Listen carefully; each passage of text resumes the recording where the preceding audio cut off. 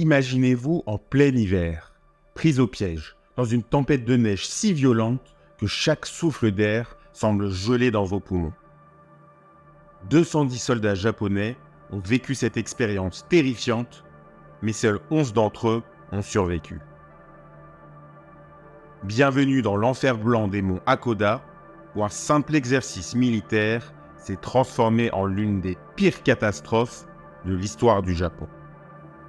Préparez-vous à revivre cette tragédie à travers les yeux de ceux qui l'ont vécu et dont les récits hantent encore ces montagnes aujourd'hui.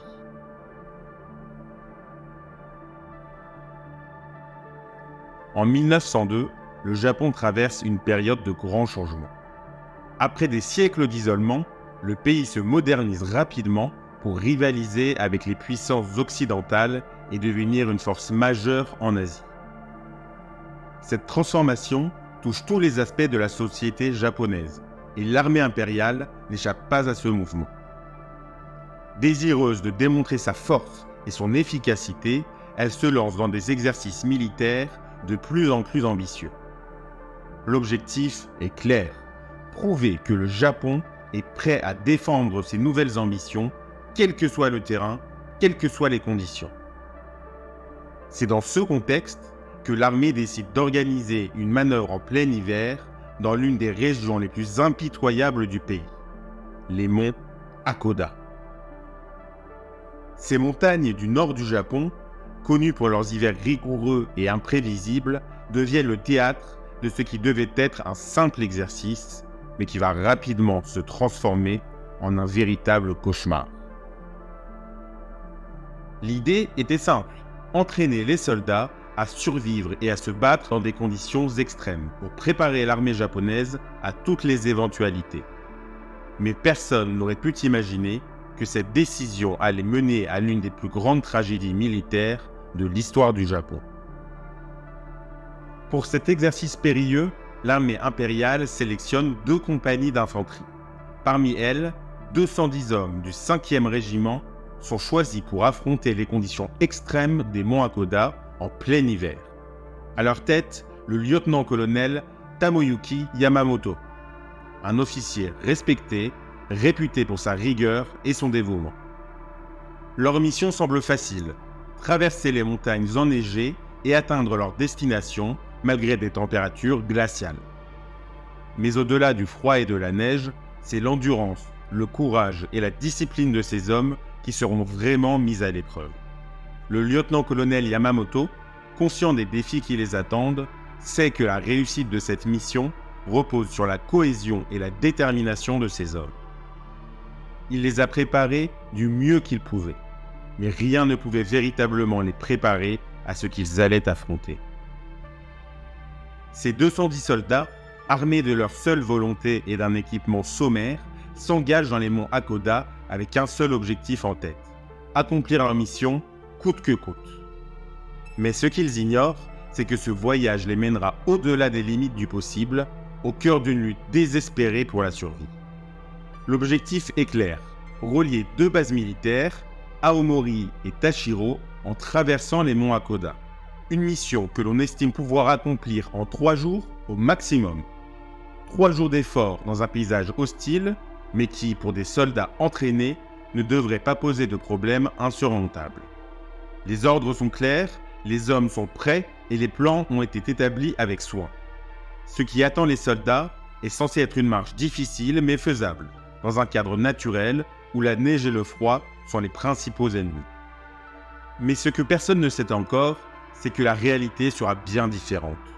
Ce qui devait être une simple traversée se transformera en une lutte acharnée contre la nature elle-même, une épreuve de survie où le froid et la neige deviendront des bourreaux impitoyables. Le plan initial, pensé pour être méthodique et précis, va rapidement se heurter à des forces bien plus puissantes que n'importe quelle stratégie militaire. Et ces 3 jours vont se dilater en une éternité de souffrance, de désespoir et de mort. Le 23 janvier 1902, les soldats, pleins de détermination, s'enfoncent dans les montagnes enneigées des monts Hakoda. Leurs pas crissent dans la neige, l'air est glacial, mais l'esprit de la troupe est encore intact. La mission commence et rien ne semble pouvoir les arrêter. Dès les premières heures de la marche, la situation devient critique. La météo, déjà mauvaise, se transforme en un cauchemar. Une tempête de neige violente s'abat sur eux, comme si les montagnes elles-mêmes s'étaient liguées contre les soldats. Le vent hurle à travers les sommets, projetant des vagues de neige aveuglantes qui effacent toute visibilité. Le froid, déjà mordant, devient insupportable et la progression des soldats ralentit. Chaque pas devient une épreuve, chaque souffle un défi. Ce qui devait être une marche éprouvante se transforme en une lutte désespérée contre les éléments. La tempête, impitoyable, ne laisse aucun répit. Les soldats réalisent rapidement qu'ils ne sont plus maîtres de leur destin. La nature a pris le contrôle et elle est déterminée à ne laisser aucune chance à ses hommes. La température chute brutalement, atteignant -20 degrés. Le froid mord chaque parcelle de peau exposée, s'insinuant même à travers les vêtements épais des soldats. Ce qui était déjà une marche difficile devient une épreuve insoutenable. Parmi les soldats, certains étaient des vétérans ayant déjà connu les rigueurs de la guerre, mais rien ne les avait préparés à cette tempête. Le froid intense faisait craquer la peau. Chaque pas devenait une torture alors que la neige collait à leurs bottes. Les hommes tentaient de se réchauffer en se serrant les uns contre les autres, mais même la chaleur humaine ne suffisait pas à combattre le froid glacial. Des lettres retrouvées plus tard ont révélé des pensées désespérées, des soldats écrivant leurs derniers adieux à leurs proches, implorant pour une chance de revoir leur famille. Chaque minute passée dans cette tempête devenait un défi à leur volonté de vivre, tandis que le froid et l'épuisement faisaient leur première victime. Les soldats, épuisés par des heures de lutte contre la tempête, commencent à montrer les premiers signes de gelure. Leurs mains et leurs pieds, pourtant protégés, perdent leur sensibilité. La peau devient dure et blanche. Le froid, implacable, commence à grignoter leur chair, menaçant de les paralyser à jamais.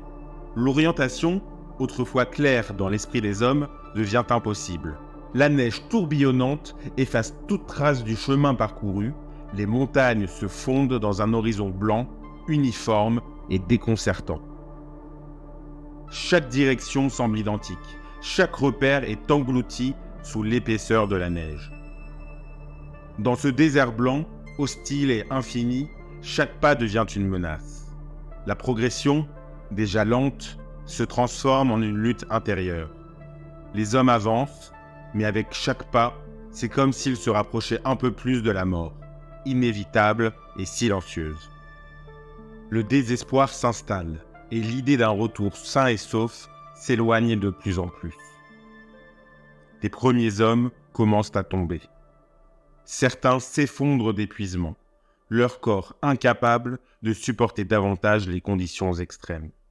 Le froid les a vidés de leur énergie, et ils s'écroulent dans la neige, leurs forces les abandonnant peu à peu. D'autres, gelés sur place, ne bougent plus, figés par la morsure impitoyable du froid. Leur corps, incapable de lutter contre les températures glaciales, cèdent à la rigueur implacable de l'hiver. Le silence de la neige recouvre bientôt ces soldats, transformant leur dernière bataille en un tombeau de glace. Le moral de la troupe, déjà fragile, s'effondre. Le désespoir s'insinue dans les rangs, rongeant la détermination des survivants. L'idée même de continuer semble insurmontable, alors que chaque pas supplémentaire coûte une vie de plus. Mais malgré tout, le lieutenant-colonel Yamamoto refuse de faire demi-tour. Convaincu que l'honneur et la réussite de la mission sont au-dessus de tout, il continue à pousser ses hommes en avant. Le chemin du retour n'est plus une option, et pour lui, la seule issue est d'aller de l'avant, coûte que coûte, même si cela signifie marcher droit vers une mort certaine. Les jours passent, mais la situation ne s'améliore pas. Les hommes, épuisés et affamés, sont toujours prisonniers de cet enfer blanc. Leur espoir de s'en sortir s'amenuise de jour en jour. ils n'arrivent pas à échapper à ce labyrinthe glacial. Perdus au milieu de ces étendues enneigées, désorientés par la tempête incessante, ils errent sans but précis, leurs esprits aussi embrouillés que le paysage autour d'eux. Chaque tentative pour retrouver leur chemin se heurte à l'immensité de la neige, à l'absence de repères. La tempête, toujours aussi féroce, ne montre aucun signe de faiblesse. Elle les encercle, les pousse à l'erreur, les oblige à marcher en cercle sans fin, comme si les montagnes elles-mêmes refusaient de les laisser partir. Ce qui restait de cohésion dans le groupe se désintègre peu à peu, chaque homme luttant non seulement contre les éléments, mais aussi contre le désespoir qui s'empare de lui.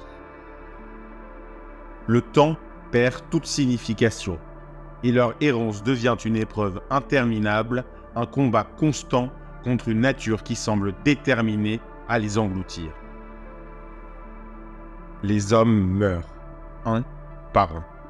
Certains, trop épuisés pour continuer, tentent de se réfugier dans la neige, espérant trouver un abri dérisoire contre le froid mordant. Ils se couchent, leur corps cherchant un dernier répit, mais la neige, aussi douce qu'elle paraît, devient leur linceul. Le froid les enveloppe et peu à peu, leur souffle s'éteint, sans bruit, sans révolte. D'autres, animés par une volonté désespérée de survivre, continuent à marcher, poussant leur corps bien au-delà de leurs limites. Ils avancent, encore et encore, jusqu'à ce que l'épuisement total les rattrape. Leurs jambes cèdent sous eux, et ils s'effondrent, la neige absorbant leur chute. Le silence règne sur ces montagnes, un silence oppressant, où même les cris de détresse des soldats se perdent dans l'immensité blanche. La neige, impassible, avale chaque son, chaque dernier souffle, laissant place à une paix glaciale et mortelle. Ce silence est le témoin de leur agonie, un silence qui scelle leur destin dans l'oubli de cet enfer blanc. Sur les 210 soldats qui ont entrepris cette marche fatale, seuls 11 survivent. Ces 11 hommes sont retrouvés des jours plus tard, dispersés dans les montagnes, leurs corps et leurs esprits brisés par l'enfer qu'ils ont traversé. Certains sont à l'agonie, gravement blessés, presque inconscients, luttant encore pour s'accrocher à la vie. D'autres, à moitié fous, hantés par ce qu'ils ont vu et vécu, errent sans but, les yeux vides, perdus dans un cauchemar dont ils ne s'éveilleront peut-être jamais. Nombre d'entre eux ont perdu des amis proches, et certains avaient été témoins de scènes horribles, comme des camarades figés par le froid. Leurs récits décrivent une lutte désespérée, où la mort semblait être la seule échappatoire. La culpabilité des survivants de ne pas avoir pu sauver leurs compagnons a hanté beaucoup d'entre eux jusqu'à la fin de leur jour. Ce qui devait être un simple exercice militaire, une épreuve d'endurance, s'est transformé en l'une des pires tragédies de l'histoire militaire du Japon. Une tragédie où la nature a rappelé, de la manière la plus cruelle, que même les soldats les plus entraînés ne sont pas à l'abri de sa fureur. Ce désastre a laissé une marque indélébile, non seulement sur les survivants, mais aussi sur la mémoire collective du pays, rappelant les limites de la bravoure humaine face à des forces incontrôlables. La nouvelle de la tragédie secoue le Japon. L'ampleur de la catastrophe dépasse l'entendement, et le pays tout entier est sous le choc. Ce qui devait être un simple exercice s'est transformé en un désastre d'une gravité sans précédent. Très vite, les critiques s'abattent sur le gouvernement et l'armée. Leur imprudence, leur manque de préparation face aux dangers extrêmes de l'hiver sont pointés du doigt. Le public, les familles des victimes et même certains membres de l'armée demandent des comptes. Comment une telle tragédie a-t-elle pu se produire ? Comment l'armée, symbole de force et de discipline, a-t-elle pu envoyer ces hommes à la mort dans de telles conditions ? Face à l'indignation générale, le gouvernement et les responsables militaires sont contraints de réagir. Des enquêtes sont menées, des mesures sont prises pour comprendre ce qui a mal tourné et surtout pour éviter qu'un tel désastre ne se reproduisent à l'avenir. L'armée japonaise, marquée par cet échec cuisant, se doit de tirer les leçons de cette tragédie. Cet événement laisse une cicatrice profonde dans l'histoire du Japon, un rappel douloureux des dangers d'une confiance excessive en ses propres capacités face aux forces impitoyables de la nature. Chaque année, pour ne pas oublier, des commémorations sont organisées. Ces cérémonies, solennelles et empreintes de respect, rendent hommage aux soldats tombés dans ces montagnes. Les monts Hakoda sont devenus un lieu de mémoire.